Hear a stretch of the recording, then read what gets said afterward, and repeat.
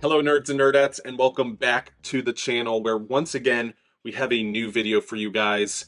June has recently wrapped up and we have entered into July, which around these parts means it is haul time. So we will be going over everything that I picked up in the month of June 2024, and that is going to be in the order of manga to indies, then to DC, and then Marvel. Forgot the order that I had my books in.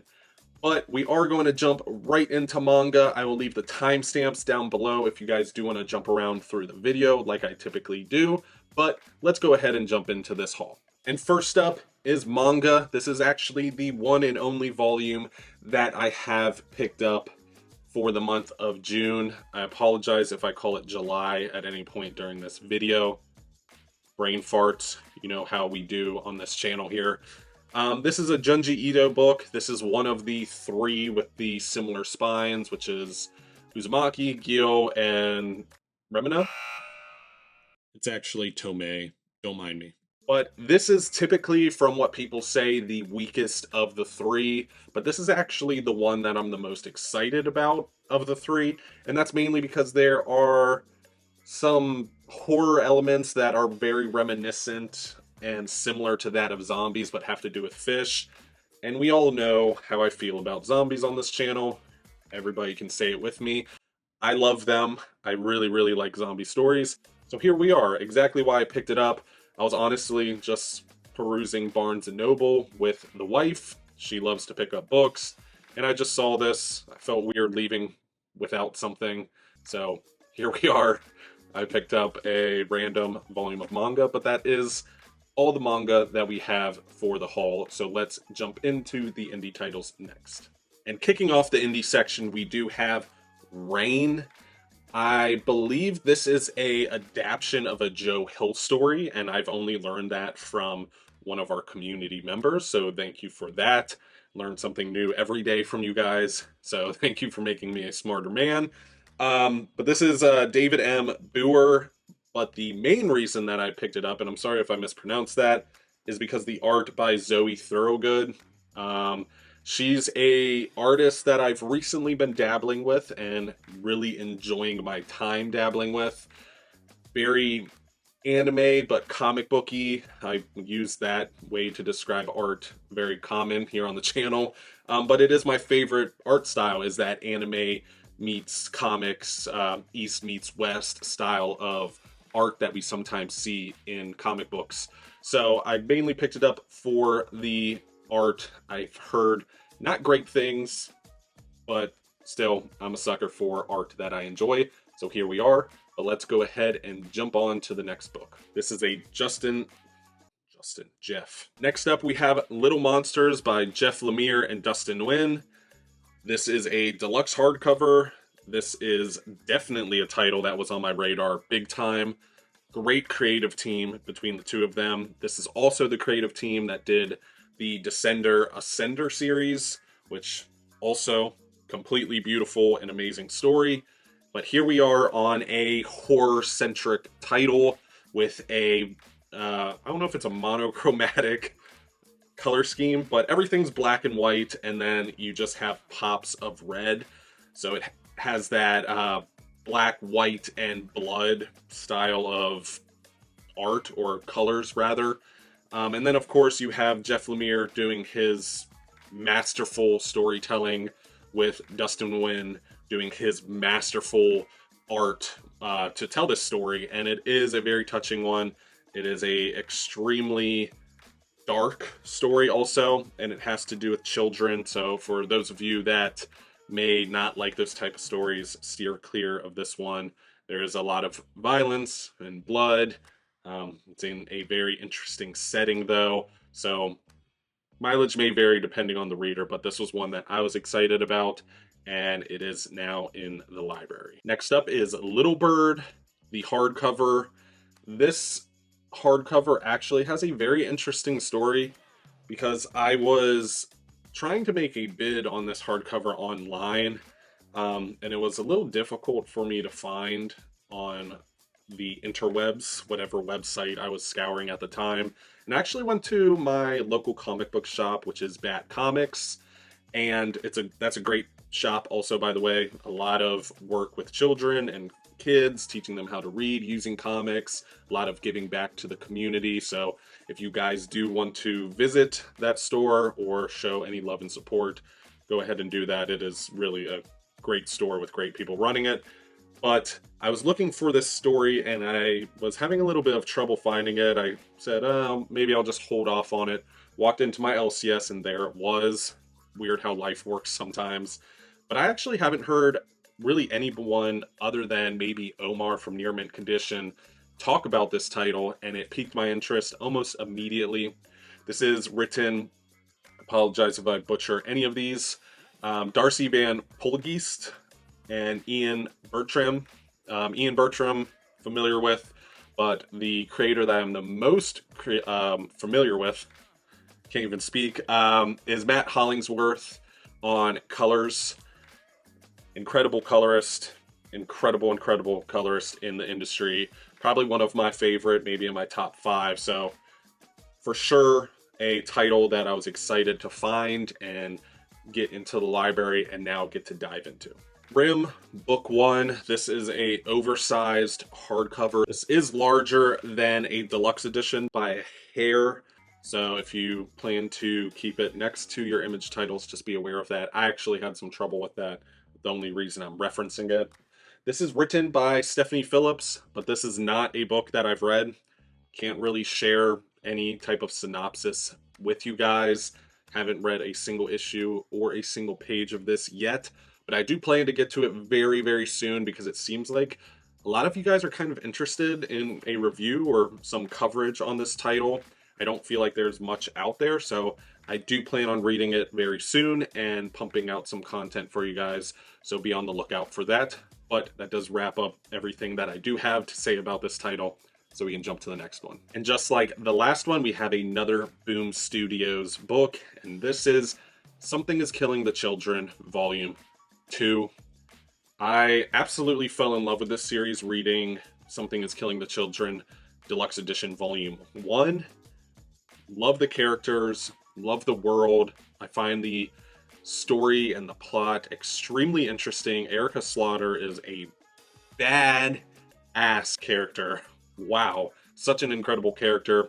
And the art is so kinetic, so fast-moving, so powerful, and the colors just make it pop just even more. So really great creative team. This is written by James Tynion.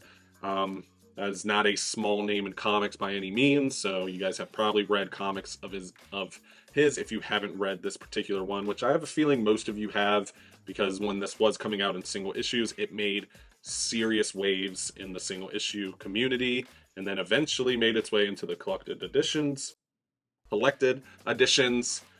community, and this is finally volume 2, so I finally got to continue my reading experience, and it was great. Spoiler alert there, but I will be putting a review out on my reading experience, the story, and everything like that on this particular title, so you can also be on the lookout for that. We're slowly getting back into reviews, so hopefully those of you that do enjoy those type of videos will have more to watch here shortly. Next up is the total behemoth of a book, which is Geiger, the deluxe edition. I call it a behemoth because this is pretty much DC Absolute sized. We have a Image Deluxe Edition here, quite a bit taller there. You're looking at, what, 2 inches? And then Boom Studio books, which are larger than Image Deluxe Editions, like this one here, we have probably an inch on that also. So really a large book, and it is so deserving of it. This is my favorite creative team in comics. This is written by Jeff Johns, and it has art by Gary Frank. Gary Frank and Steve McNiven are probably numbers 2 and 3, and they are interchangeable when it comes to my favorite artist. Number 1 has always been saved for that of Jim Lee, but Jeff Johns is my favorite writer, has always been my favorite writer, so this was a must-buy for me as a fan. Haven't read Geiger, plan on getting into it shortly, plan on doing some coverage on it, of course, on the channel, so you guys can look forward to that also, but the book itself is worth picking up because it is so beautiful. They kept it very similar to that of the trade paperback, which I noticed And I had a huge feeling that this was going to come out in some type of deluxe edition, so I kept holding off on that trade paperback. But here we are with a deluxe edition finally, and in the at the perfect time, because Ghost Machine is now flourishing in the comic book community. Geiger's World has now been expanded, so I have a feeling we're going to see a lot more books from this line coming up here shortly. And here we are with our first book in DC Comics, and that is Batman Beyond Neo Gotham. I didn't hold up the other books to the camera. My bad. A lot of those are probably big enough for you guys to see. But anyway, this is a Batman story in a DC comic that I have not read. My only exposure really to Batman Beyond is the cartoon, and then the event that took place in New 52, which is totally escaping Future's End. There you go. And Future's End during New 52, where Batman Beyond played a role in that. There was a little bit of a twist to the character, but still, nonetheless, it was Batman Beyond. So I am excited to get more Batman Beyond in a hardcover format, in my format that I collect the most, which is hardcovers, and get to read it. I think it looks incredible. The Batman Beyond suit looks sleek in this particular title, and it seems, from flipping through it, like I said, I haven't read it, it seems to be a technological horror kind of story, which I think is interesting. If it is that, could be totally wrong, but still, Batman Beyond, Neo Gotham. Let me know what you guys think down in the comments. Let me know what I should be prepared for down in the comments. Superman by George Perez, the hardcover. I thought this was a deluxe edition, but it is a standard edition hardcover, which is a shame. This is everything on Superman that George Perez pretty much did, from the Action Comics stuff early in the day to the New 52 stuff more recently. Pretty much everything. I won't say everything without fact checking that. Pretty much everything is in this particular hardcover, and I think it's a awesome way to experience George Perez and experience my favorite DC character, which is Superman. He is my favorite DC superhero, so that means anything that has his name on it, I'm typically going to pick up. I've even somewhat dabbled with maybe picking up these Superman Absolutes, which there's only 3 of them, even though I don't collect Absolutes. Let me know if you guys would be interested in the channel going down that journey. But still, really cool to have. George Perez is a creator that we lost way too soon. But awesome to have more of his work in hardcover format. And it's a pretty chunky boy. You get a lot of content here. And I think Superman needs a lot more hardcovers, absolutes, omnis, any format out there, because he really is an incredible character if you can really read between the lines. But nonetheless, on to the next book. This book pretty much doesn't need any introduction, but I'll give it one anyway. This is Crisis on Infinite Earths. This is the crisis that started all crises, whatever proper way to describe that is. This is where it all started. This was the first crisis. This was the first DC reboot that they seem to be doing. I thought it was every 5 years, but it almost feels like even less at this rate. But this is where it all started. This is where the major death that was so long-lasting took place. I don't want to give away, just in case nobody hasn't read it. Well, actually 2 major deaths that take place in this, amongst many other deaths that didn't play as big of a role, but 2 major deaths. And it is a very historical moment for DC. A very important story to read for DC. But with that being said, if you do ever plan on reading Crisis on Infinite Earths in any form or fashion, prepare to read, because this boy is dense when it comes to its dialogue, so be prepared for that. But we can go ahead and jump to the next book.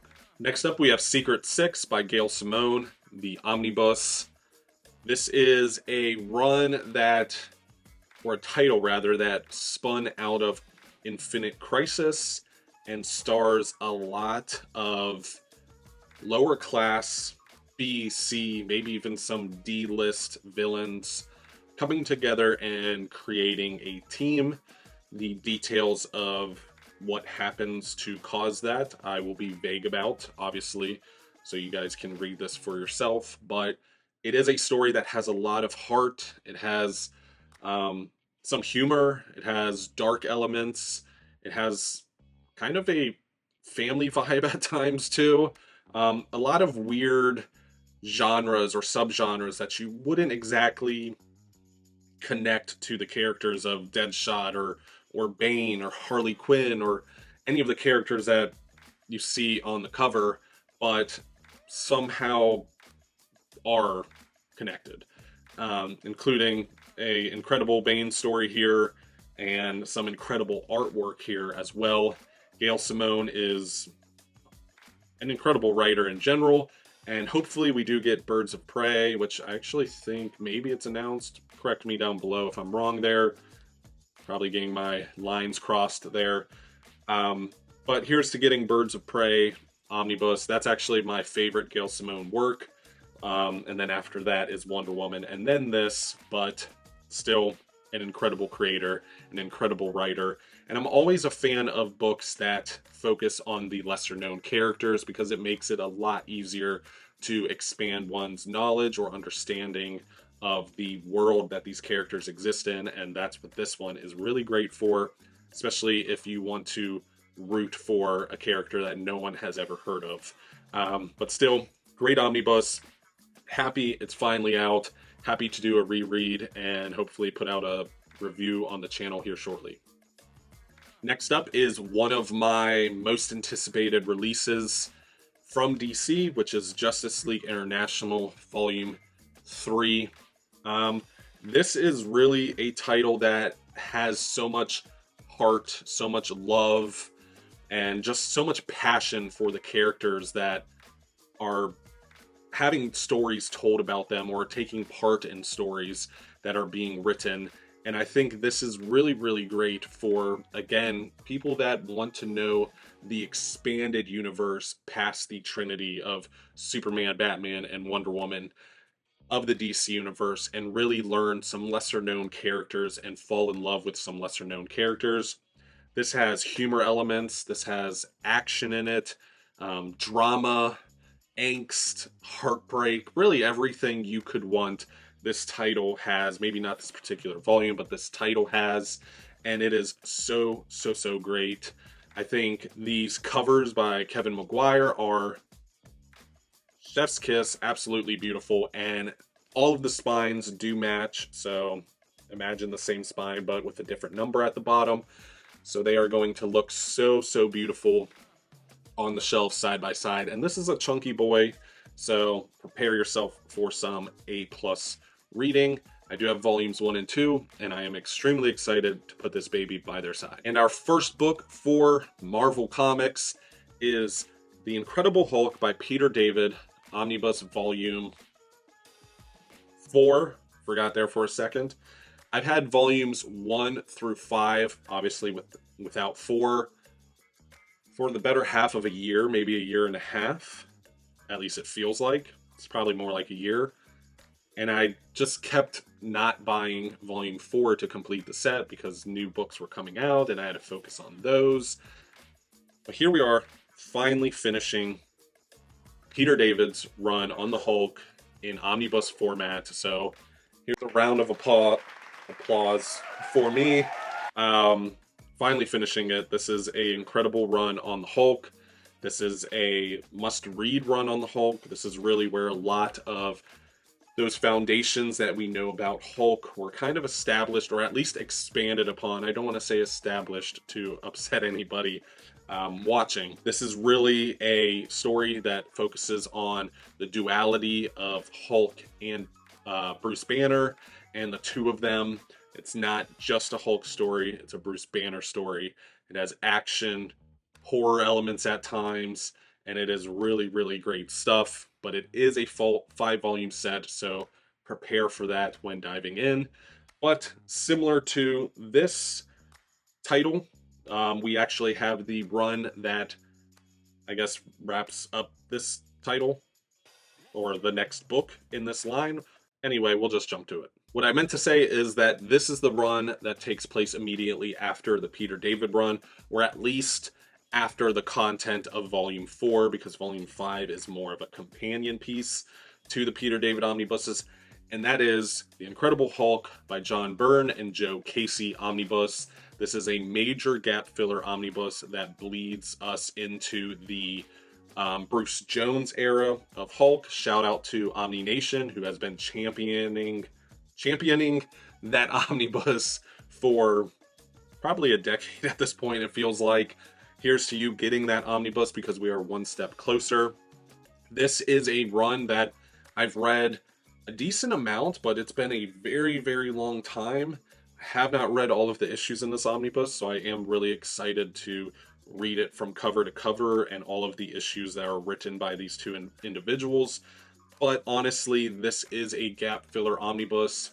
This is one step closer to that Bruce Jones run that not only Omni Nation, but me and many other Hulk fans have been wanting for a long time, because that is the run where we had the first visit of the horror-like Hulk stories that we ended up kind of seeing and loving in Immortal Hulk, but that was where we saw it more or less for the first time.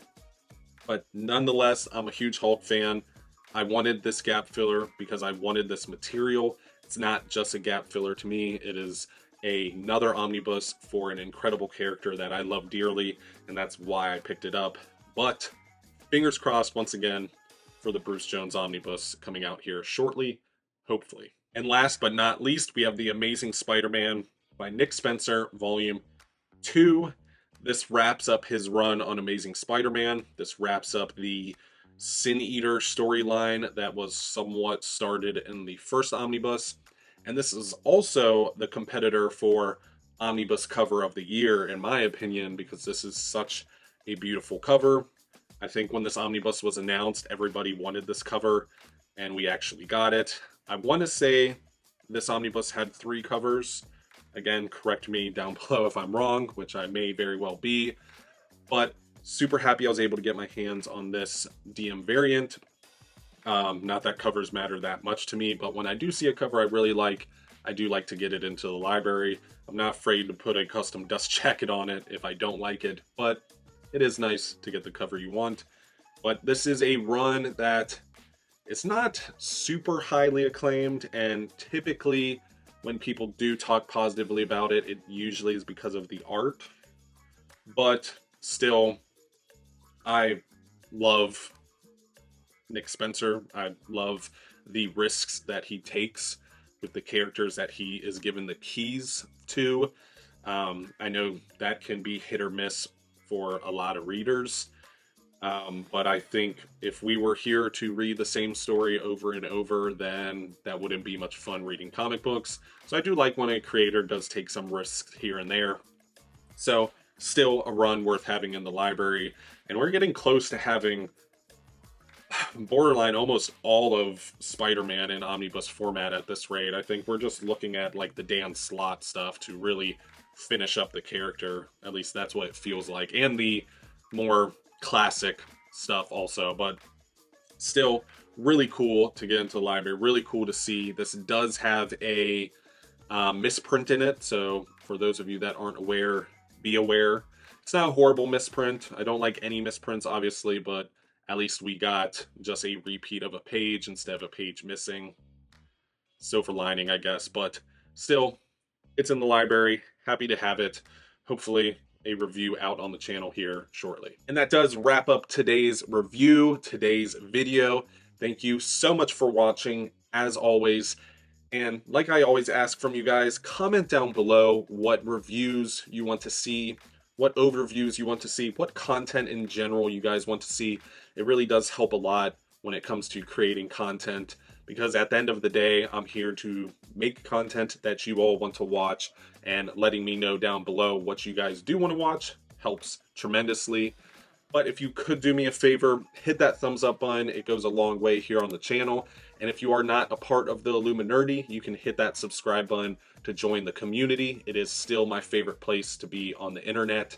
And if you don't want to miss when I post content, you can hit that bell icon. That way you have notifications turned on and can be notified when I do post said content. But thank you for watching once again. I appreciate each and every one of you guys, like always. And of course, as always, stay nerdy.